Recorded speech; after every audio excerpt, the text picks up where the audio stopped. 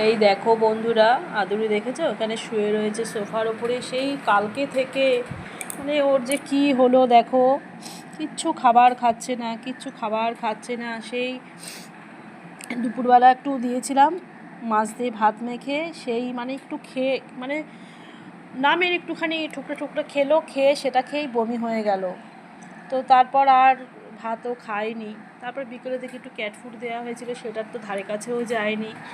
মানে পুরো নেতিয়ে গেছে, একদম নেতিয়ে গেছে। দেখো আগের দিনও বমি করেছে।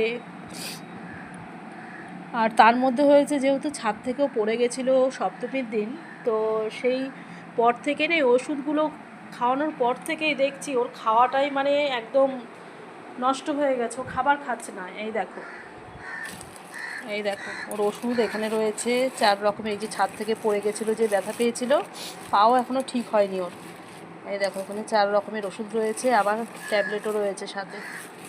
আর এই দেখো কালকে ডাক্তারের কাছে নিয়ে যাওয়া হয়েছে যে খাচ্ছে না কেন, ও খাচ্ছে না, বমি করছে। তো এই দেখো এখানে একটা দিয়েছে, আর এই দেখো একটা দিয়েছে। আবার হাজব্যান্ডকে বললাম তো টিস্যু নেই, এই যে কালকে ওর জন্য দেখো টিস্যুও নিয়ে চলে এসছে। কিন্তু কাকে মোছাবো, কাকে খাওয়াবো? খাবারই খাচ্ছে না, তাই না? ও দেখো ওষুধ কী করে ওকে খাওয়ানো হবে? আর ওই ছাদ থেকে পড়ে গিয়ে যে ওষুধগুলো আনা হয়েছিল, ওই ওষুধ খাওয়াতে গিয়েই মানে ওর সাথে আমাদের কত যুদ্ধ করে ওকে খাওয়াতে হয়।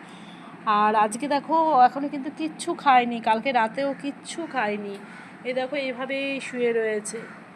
আর আমি না প্রত্যেক দিন ঘুম থেকে ওঠার পরেই যখন আমি ঘরের কাজকর্ম শুরু করি, ও কিন্তু আমার পেছনে পেছনেই গুড়গুড় গুড়গুড় করতে থাকে। বরং আমার না দরজা আটকিয়ে কিংবা ওই দেখো ওর বাস্কেটে ওখানে ওকে ভরে তারপর আমার কাজ করতে হয়, কারণ ও আমাকে কাজ করতে দেবে না, ছোটাছুটি করবে, আমার আগে আগে ও দৌড়াবে। কিন্তু আজকে কোনো দেখো চুপচাপ এরকমভাবে শুয়ে রয়েছে।